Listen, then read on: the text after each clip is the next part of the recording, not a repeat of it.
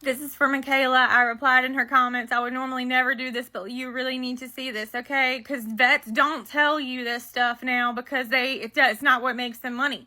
But I had a Shih Tzu. She's passed away now because this was like 10 years ago. But, so she had huge, horrible bladder stones. She was, the red stuff you're talking about, she was in it everywhere, okay? And we took her to the emergency vet just like you did.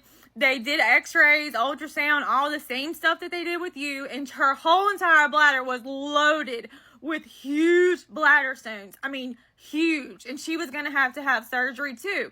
But luckily, I have a small town vet, and they were like, there is a food that sometimes dissolves the stones, and we can try that first if you want to before we do the surgery. And I was like, okay, let's do it. And in my other comments, I posted a picture of what the food was.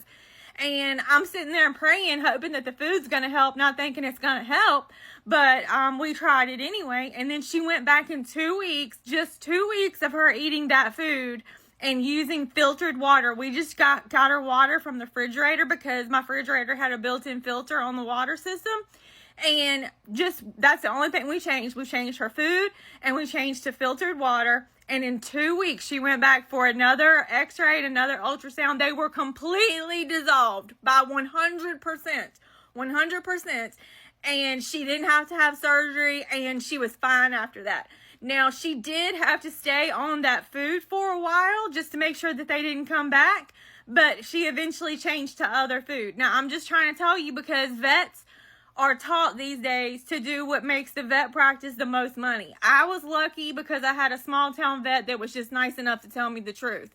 And I don't want your dog to have to go through an unnecessary surgery when there is another solution that could literally be so much easier on your dog. So please, I hope you see this. Good luck to you.